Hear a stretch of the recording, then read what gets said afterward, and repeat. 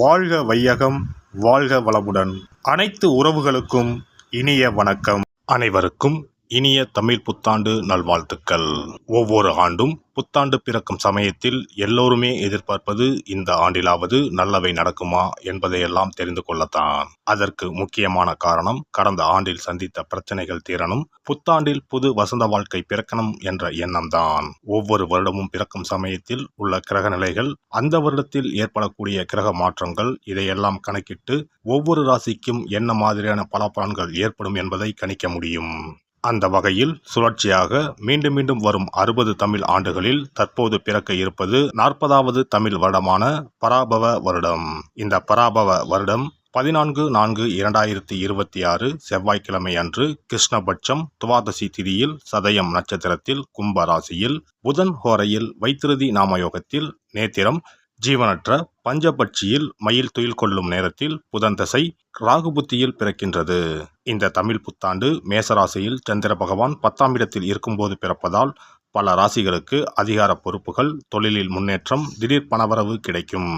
சொந்த வீடு, கார் வாங்கும் யோகம் மற்றும் வருமானம், பதவி உயர்வு கிடைக்கும்.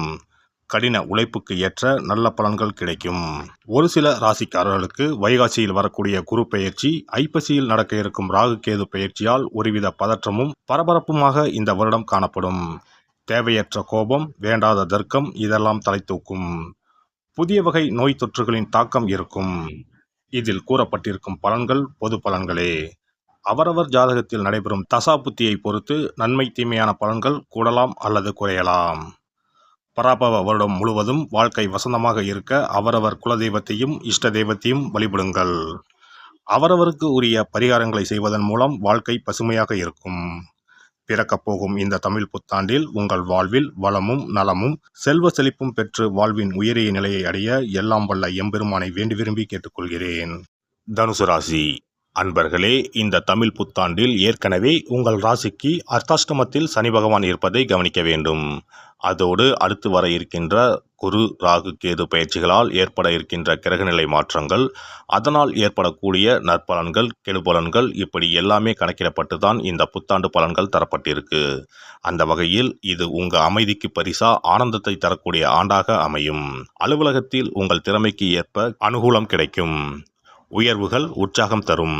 பொறுப்புகள் அதிகரிக்கிற சமயத்தில் வெறுப்புகளும் அதிகரிச்சிடாமல் பார்த்து கொள்ளுங்கள். பணியிட ரகசியம் எதையும் யாரிடமும் பகிர வேண்டாம். புறம் பேசும் நட்பை புறம் தள்ளுங்கள். கோப்புகளில் கையெழுத்திடும் போது கவனமாக இருக்க வேண்டும். குடும்பத்தில் குத்தல் குதர்க்கம் தவிர்த்தா குதூகலம் கூடும். வாழ்க்கை துணையுடன் அந்யோன்யம் அதிகரிக்கும். பெற்றோர் பெரியோர் வார்த்தைகளுக்கு மதிப்பு கொடுக்க வேண்டும். வாரிசுகள் உடல்நலத்தில் அக்கறை செலுத்த வேண்டும். வரவு அதிகரித்தாலும் செலவும் சேர்ந்து வரும். சுப செலவாக்குறது புத்திசாலித்தனம். வீடுமனை பத்திரங்களை பத்திரமாக வைத்துக் கொள்ளவும். கடன்களை நேரடியாக பைசல் செய்ய வேண்டும். செய்யும் தொழிலில் முழுமையான முயற்சிகள் அவசியம். யாரோட கட்டாயத்திற்காகவும் அகலக்கால் வைக்க வேண்டாம். அரசு துறையினருக்கு எதிர்பார்த்த உயர்வுகள் தாமதமானாலும் நிச்சயம் ஆண்டு இறுதிக்குள் கைகூடி வரும். அதை உங்கள் அவசரத்தாலும் ஆத்திரத்தாலும் கெடுத்துக்கொள்ள வேண்டாம். அரசியல் சார்ந்தவர்களுக்கு நிதானமே நிரந்தரமான உயர்வை தரும். யாரையும் மட்டம் தட்டி பேசுவதை தவிர்க்க வேண்டும். கலை படைப்பு துறையினருக்கு வாய்ப்புகள் படிப்படியாக வரும். பெருமை வரும்போது பழைய நண்பர்களை மறந்துவிட வேண்டாம். மாணவர்களுக்கு மனம் போல உயர்வுகள் கிட்டும். அதிகாலை படிப்பை பழக்கப்படுத்தினா அதிக நன்மைகள் கிடைக்கும். பெண்களுக்கு நன்மைகள் அதிகரிக்க தொடங்கும். அதே சமயம் வேண்டாத கர்வமும் வீணான ரோசமும் தவிர்க்க வேண்டும். குடும்ப விஷயங்களை பொது இடங்களில் விவாதிக்க வேண்டாம். தேவையற்ற அலட்டலை தவிர்க்க வேண்டும். வரவை சேமிக்க பழக வேண்டும். வாரிசுகளிடம் கடுமை தவிர்த்தா சுபகாரியங்கள் சுலபமாக ஈடேறும். கூர்மையான உபகரணங்களை கவனமாக பயன்படுத்த வேண்டும். பயணத்தில் உடைமைகளை பத்திரமாக வைத்துக் கொள்ள வேண்டும். புதிய நட்பிடம் அதிக நெருக்கம் வேண்டாம். பெரிய மனிதர்கள் சந்திப்பும் மகான்கள் தரிசனமும் கிட்டும். அடிவயிறு, அலர்ஜி, அஜீரணம், நரம்பு உபாதைகள் வரலாம். கவனம் தேவை. இந்த வருடம் ஒரு முறை திருக்கொள்ளிக்காடு சென்று பொங்கு சனி பகவானை வணங்கிவிட்டு வாருங்கள். ஞாயிற்றுக்கிழமைகளில் அனுமானை ஆராதனை செய்யுங்கள். உங்கள் வாழ்க்கை ஒளிரும். தமிழ் புத்தாண்டு சித்திரை முதல் நாளில் ராசிக்கு உரிய தெய்வங்களை வழிபடுவது நற்பலன்களை தரும். சென்னை குன்றத்தூர் முருகன், மதுரை மீனாட்சி அம்மன், திருப்பதி பெருமாள் மற்றும் பழனி முருகன் போன்ற பிரசித்தி பெற்ற கோயில்களுக்கு சென்று சிறப்பு அபிஷேக அலங்கார வழிபாடுகளில் கலந்து கொண்டு புத்தாண்டு சிறக்க வழிபடலாம்.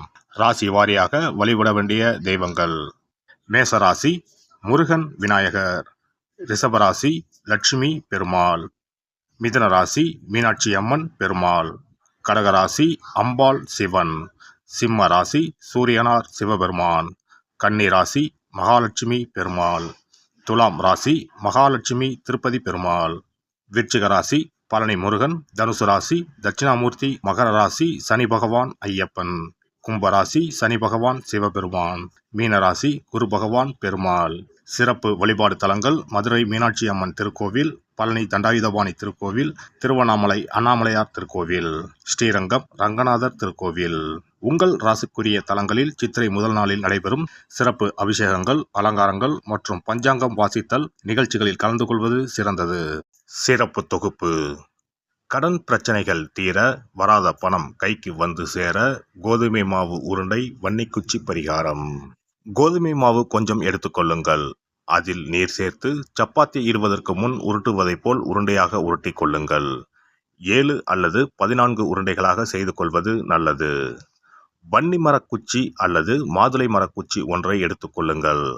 பொதுவாகவே வன்னி மரம் சக்தி வாய்ந்தது. வன்னி மரத்தை வலம் வந்தால் கிரக தோஷங்கள் நீரும், குழந்தை பாக்கியம் கிட்டும். சனி பகவானின் பார்வையால் தவிப்பவர்களுக்கு வன்னி மரம் பரிகாரமாக சொல்லப்படும். அதிலும் வன்னி மரத்தின் அடியில் விநாயகர் இருந்தால் கூடுதல் மகிமை. வன்னி மரத்தை தரிசித்தாலும் வலம் வந்தாலும் நற்பலன்கள் கூடும்.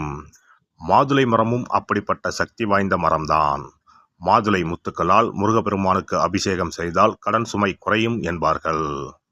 எனவே இவ்விரு குச்சிகளில் ஏதேனும் ஒன்றை எடுத்துக்கொள்ளுங்கள். குங்குமத்தில் கொஞ்சம் நீர் விட்டு கரைத்து கொள்ளுங்கள். பிறகு முன் சொன்ன 2 குச்சிகளில் ஏதேனும் ஒரு குச்சியால் குங்கும கரைசலை தொட்டு அந்த கோதுமை உருண்டையில் ஸ்டீம் என்று எழுதுங்கள். பிறகு அந்த உருண்டைகளை எடுத்துச் சென்று அருகில் இருக்கும் குளம் அல்லது ஆற்றில் வாழும் மீன்களுக்கு உணவாக போடுங்கள். இவ்வாறாக அடிக்கடி செய்து வந்தால் உங்கள் கடன் பிரச்சனைகள் படிப்படியாக குறைய ஆரம்பிக்கும். வருமானமும் பெருகும். ஏதோ ஒரு வழியில் குடும்பத்தில் இருக்கும் தடங்கல்கள் விலக ஆரம்பிக்கும். தன பிராப்தம் அதிகரிக்கும். நல்லவை வரிசை கட்டும். கோதுமை மாவு சூரியனுக்கு உகந்தது. கோதுமை மாவை உருண்டையாக உருட்டி அதில் குங்குமத்தால் ஸ்டீம் என்று எழுதி அதை தண்ணீரில் விடும் பொழுது சூரியனின் அருள் சேர்ந்து பணப்பிரச்சனைகள் தீரும். பொதுவாக 6ஆம் இடத்தில் குரு, சுக்கிரன், புதன், வளர்பிறை சந்திரன் போன்ற சுபகிரகம் உள்ளவர்கள் யாருக்கும் கடன் தரக்கூடாது. காரணம், கடன் கொடுத்தால் அது திரும்பி வராது. அதையும் கொஞ்சம் நினைவில் வைத்துக் கொள்வது நல்லது. இப்படி கடன் கொடுத்து திரும்ப வராதவர்களும் இந்த பரிகாரத்தை செய்து பண வரவில் இருந்த தடைகளை நிவர்த்தி செய்யலாம். எல்லாம் வல்ல இறையருளால் நீங்களும் உங்கள் அன்பு குடும்பமும் உடல் நலம், நீலாயுள், நிறை செல்வம், உயர் புகழ், மெய்ஞானம் ஓங்கி வாழ்க வளமுடன். இந்த வீடியோ பதிவு உங்களுக்கு பிடித்திருந்தால் லைக் பண்ணுங்க, கமெண்ட் பண்ணுங்க, ஷேர் பண்ணுங்க. மறக்காம சப்ஸ்கிரைப் பண்ணுங்க. பக்கத்துல இருக்கிற பெல் பட்டனை கிளிக் பண்ணுங்க. நன்றி, வணக்கம். ஓம் நமச்சிவாய. சிவாய நம.